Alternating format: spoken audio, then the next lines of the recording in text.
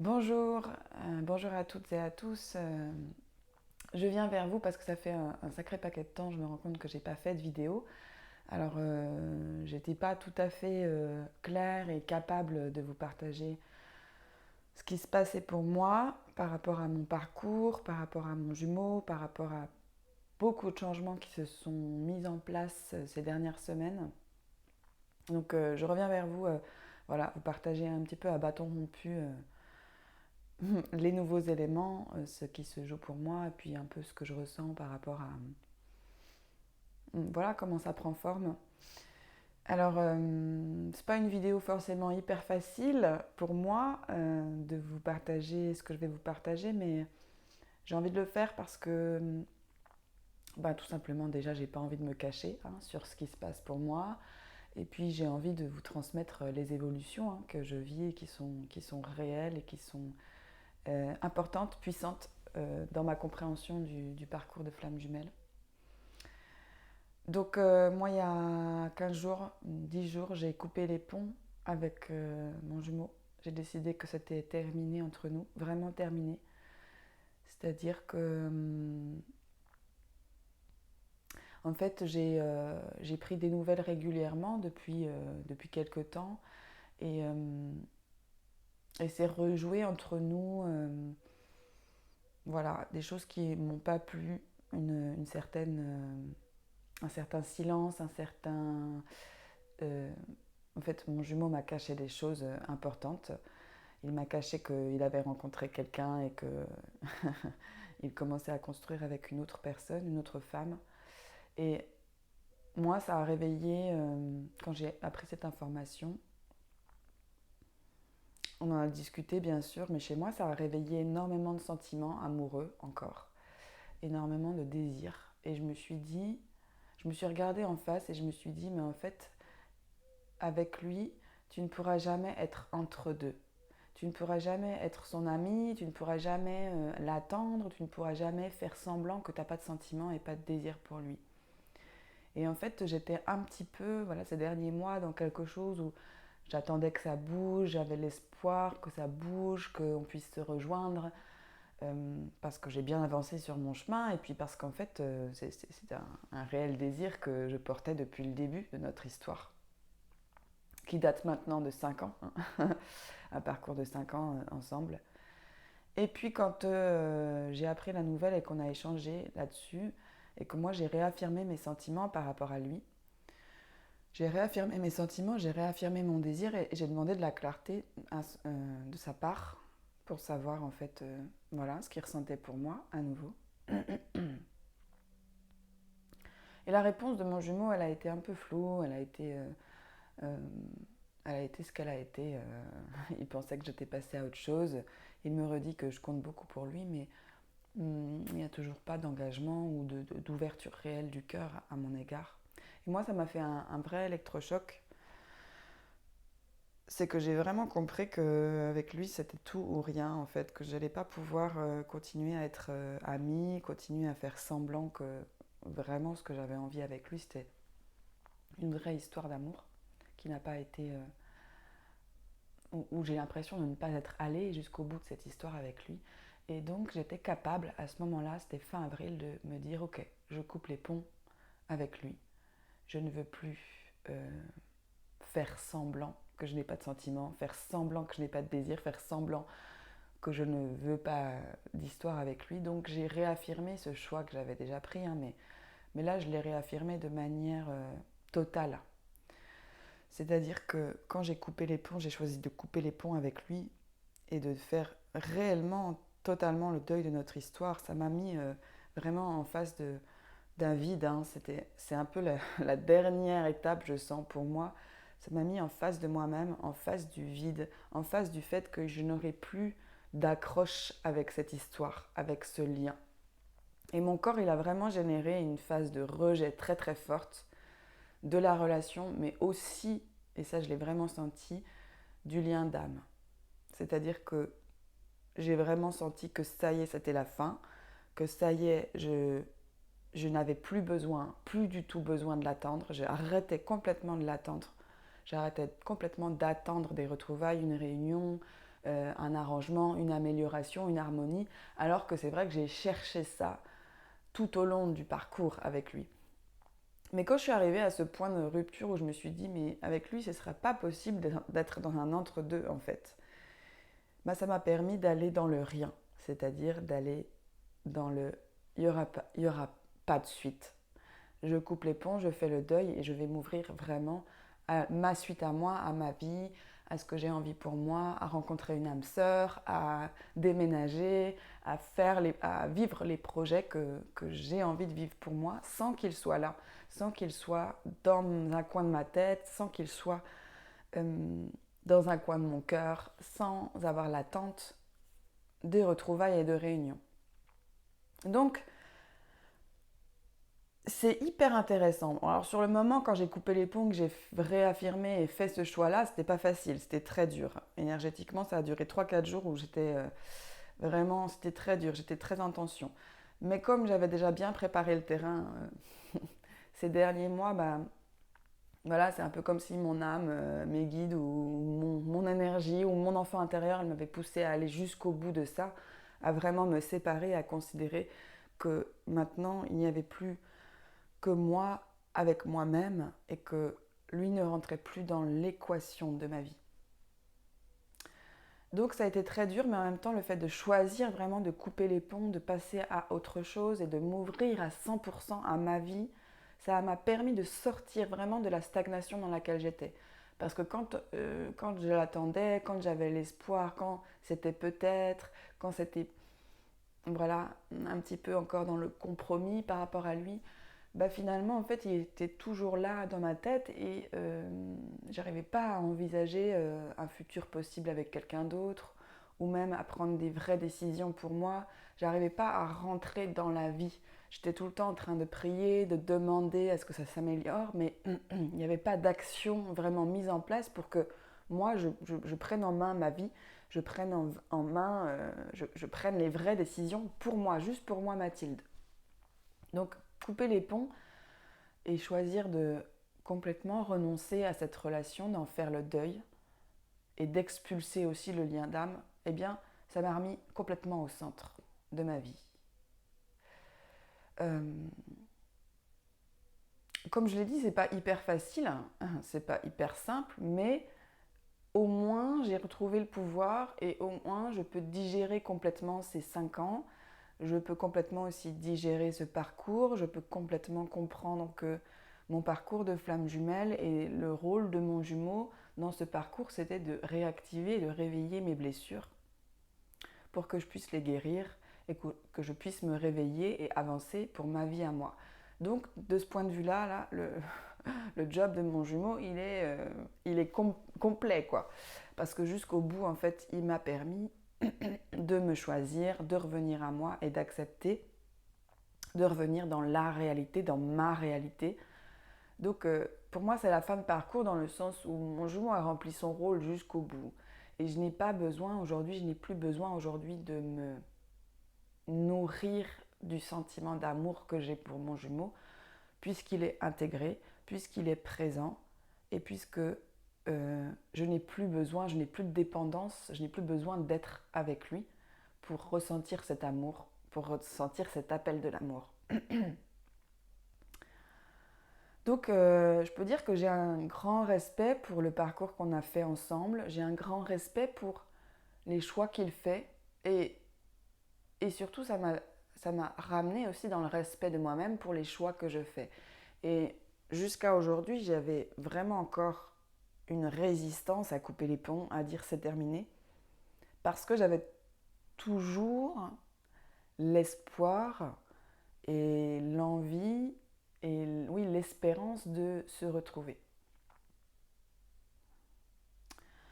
Et j'ai lâché ça, j'ai fini par lâcher ça, j'ai fini par renoncer aussi à ça, parce que j'ai envie d'être vraiment dans la réalité, j'ai envie d'être vraiment dans ma vie, et puis j'ai envie de construire des choses pour moi. Et là, je vois simplement que nous deux, mon jumeau et moi, il n'y a pas ça, il n'y a pas de possibilité de relation. Il n'y a pas, même si j'ai essayé amicalement, même si j'ai essayé comme ça, un peu prenant des nouvelles de temps en temps, d'être en soutien, parce que je suis quelqu'un de très maternant et que c'est mon caractère. Bah là, ma place, elle n'est pas là par rapport à lui. Ma place, elle n'est pas dans le maternage. Ma place, elle n'est pas dans l'attente. Moi, j'ai besoin de vivre ma vie de femme. J'ai besoin aujourd'hui de mettre en place mes projets. Et c'est vrai que tant qu'il est toujours dans un coin de ma tête et qu'il y a toujours cet espoir de se retrouver ou cette envie de se retrouver, c'est compliqué pour moi d'être à 100% dans ma réalité. Donc c'est pour ça que j'ai choisi de couper les ponts, de rompre définitivement et de passer à autre chose. J'ai choisi et en même temps, la vie m'a aidée parce que quand au bout de 5 ans, je vois que c'est les mêmes schémas qui reviennent, que je suis toujours vraiment très amoureuse et très dans le désir par rapport à mon jumeau et que en miroir, voilà, la relation est toujours unilatérale et je n'ai pas ce que je veux, ben, à un moment donné, couper ça, c'est vraiment ça. Et moi, je suis juste en positionnement en train de me dire, ok, j'en ai vraiment marre de donner, j'en ai vraiment marre de donner à quelqu'un de qui je ne reçois pas, où il n'y a pas une vraie réciprocité amoureuse. Donc je me suis une fois de plus choisie profondément en disant, mais c'est moi qui compte en fait. L'amour, il faut que je le retourne sur moi. Parce que ce que je peux dire aussi, c'est que ce parcours avec mon jumeau, ça m'a vraiment appris à l'aimer au-delà de tout. Au-delà de tous les comportements, au-delà de toutes les blessures, au-delà de tout ce qui s'est passé. L'amour, il est resté là et j'ai appris à l'aimer au-delà de tout, à lui offrir un amour inconditionnel. Et aujourd'hui, ce que j'ai envie de faire, c'est de le ramener à moi, cet amour. Je veux m'aimer aussi au-delà de tout. Je comprends que ce que j'ai offert à mon jumeau, je me le suis offert aussi à moi-même, malgré ce parcours très difficile, malgré tout ce qu'on a vécu, tout ce que j'ai vécu dans ma vie amoureuse et puis dans ma vie en général. Je m'aime au-delà de tout et je comprends bien que ça, c'est le vrai message de mon âme, que quoi qu'on fasse comme choix, quoi qu'on vive comme expérience, quoi qu'on décide, quoi qu'on traverse, notre âme nous aime au-delà de tout. Et ça, c'est une vraie réalité que j'ai appris dans ce parcours, que j'ai connecté vraiment dans ce parcours. Je suis capable d'aimer au-delà de tout et je suis capable de m'aimer au-delà de tout et je suis capable de ressentir et de vivre ce type d'amour. Voilà. Et ça n'empêche pas tous les mouvements émotionnels, les choses qui se passent mal, les pertes de repères, les nuits noires de l'âme, etc. Et les différents choix qu'on a à faire dans notre vie. Moi, ce parcours m'a reconnecté au fait que je suis capable d'aimer au-delà de tout. Donc, je suis aimée au-delà de tout ce que je peux faire, de tout ce que je peux être. Donc ça, c'est quelque chose, je sens, qui va me permettre, là, d'avoir coupé les ponts et d'avoir terminé cette histoire, de vraiment me remettre à 100% dans ma vie. Et j'ai plein de projets qui arrivent et je sens que je vais voilà, remonter la pente et remonter, et comment dire, les choses vont vraiment s'éclairer très très rapidement. Parce que c'est vraiment une décision que j'arrivais pas à prendre et pourtant, quand je l'ai prise, ça a été dur quelques jours, mais après, je me suis vraiment sentie, on va dire, vraiment dans la réalité, vraiment dans l'ancrage. Et j'avais peur de mourir en prenant cette décision. Vous savez, j'avais peur de perdre cet amour, j'avais peur de mourir. Mais en fait, c'est un peu la dernière peur que j'ai dépassée, c'est que, en fait, ça va, j'existe, je ne suis pas morte. Voilà, ce qui a été vécu avec mon jumeau, ça a été vécu. Lui, il mène sa vie. Moi, j'ai plus forcément besoin de nourrir cet amour entre nous. Je n'ai plus besoin de continuer à envoyer de l'amour, à l'aimer. J'ai fait le choix qui était juste pour moi. J'ai fait un choix réel, un choix dans ma réalité. Et bon, moi, j'ai beaucoup de mal à couper avec les gens. Je cherche toujours à améliorer les choses, à comment dire, à chercher l'harmonie. Mais quand c'est pas possible, on est obligé de couper.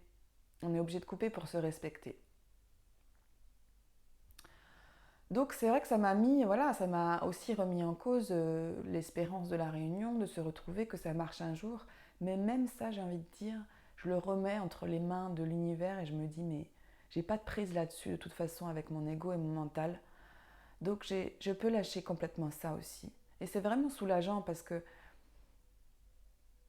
finalement, la spiritualité de la flamme jumelle, c'est vrai qu'elle nous place dans cette attente-là. On se place dans cette attente-là, à attendre notre autre, à attendre que ça marche, à attendre la réunion. Mais ça reste de la spiritualité. Ça n'est pas de l'ordre de la réalité. Dans la réalité, quand une relation ne fonctionne pas avec quelqu'un et qu'on souffre, eh bien, c'est beaucoup plus sain et réel de couper avec la personne. Ce qui m'a permis aussi de couper, c'est que je n'avais plus d'addiction et de dépendance à l'amour flamme jumelle. C'est-à-dire que je me suis relativement détachée de ce concept et détachée de cette énergie d'amour de la flamme jumelle avec mon autre pour accepter que je n'avais plus besoin de me nourrir de ça dans le lien d'âme. Que je n'avais plus besoin non plus de nourrir mon autre de cet amour-là dans le lien d'âme. Donc ça m'a permis en effet de prendre une décision très réelle, très réaliste, parce que j'avais plus d'addiction et de dépendance à, vous savez, cette énergie d'amour là qui est tellement grande, qui est tellement beau, qu'on espère tellement pour nos vies. Et je remarque aujourd'hui que quand je cherche ça, cette soif d'amour, cette envie d'aimer, cette envie d'être amoureuse, l'amour comme ça, inconditionnel, intense, super beau, ben, je peux le trouver dans ma vie à moi. Je peux arriver à sentir que j'ai ça avec mes amis, que j'ai ça dans ma réalité, beaucoup plus simplement. Et je n'ai plus cette addiction à l'amour spirituel ressenti dans le lien de flamme jumelle, dans le parcours de flamme jumelle. Donc ça, c'est hyper positif. Parce que finalement, le détachement, il se place aussi là.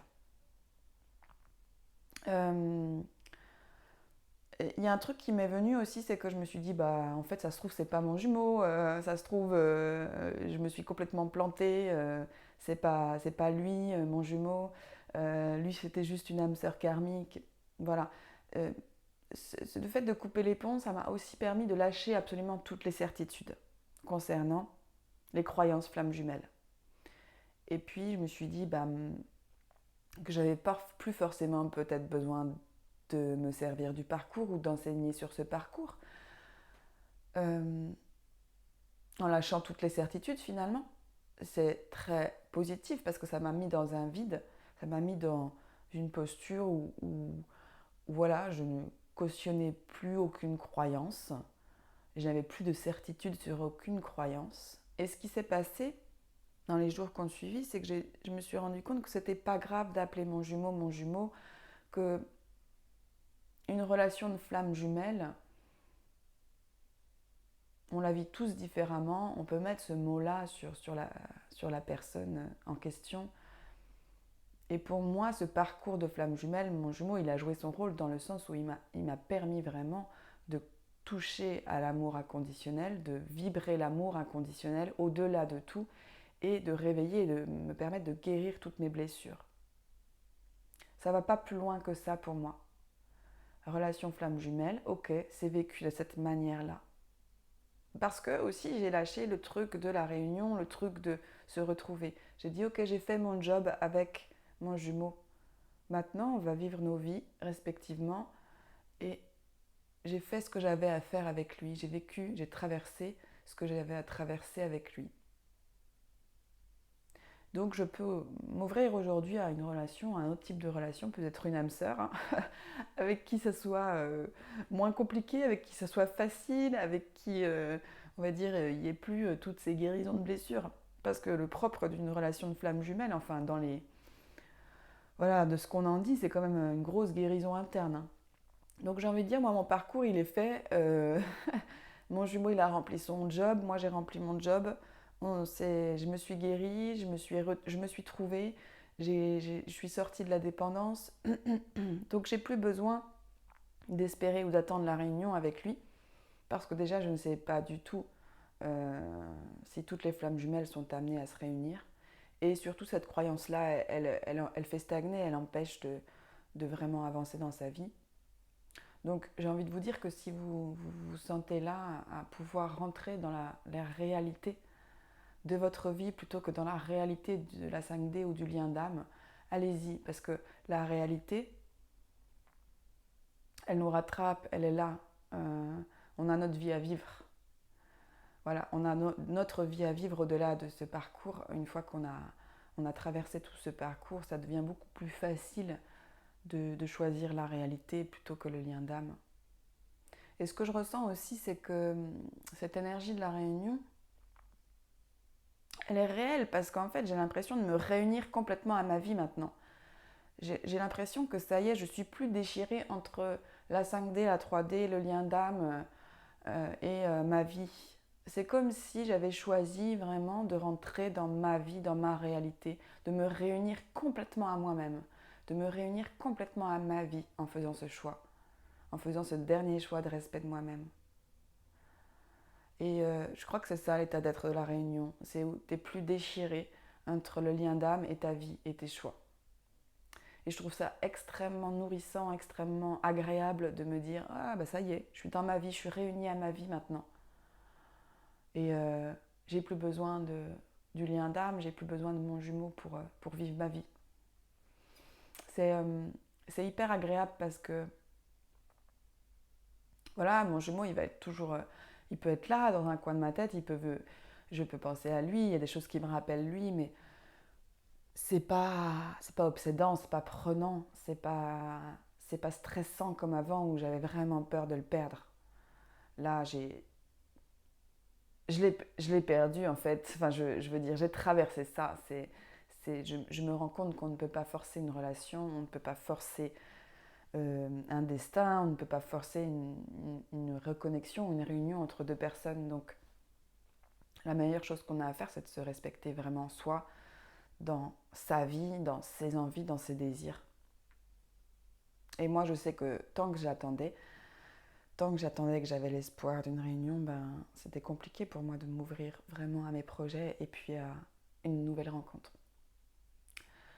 Alors je sais que en accompagnement, puis en témoignage, des flammes jumelles que j'ai suivies, il y en a énormément qui sont passés à autre chose, qui ont lâché le parcours, qui sont arrivés en fin de parcours et puis qui ont réussi à passer à autre chose, c'est-à-dire qui ont rencontré quelqu'un d'autre, une âme sœur, et qui ne sont plus du tout handicapés par le lien, qui ne sont plus du tout dans cette forme de dépendance par rapport au lien.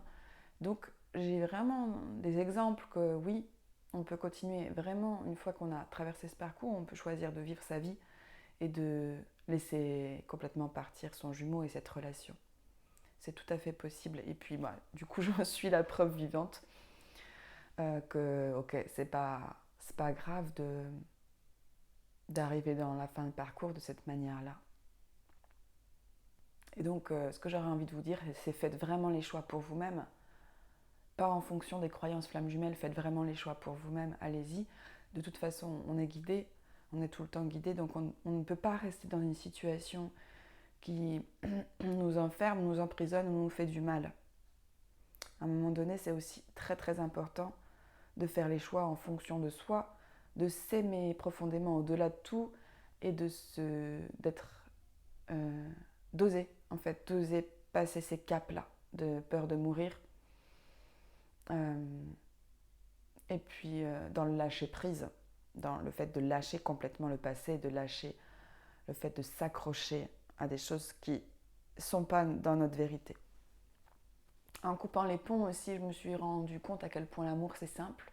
Je me suis rappelé aussi à quel point l'amour, ça n'avait pas besoin d'être compliqué.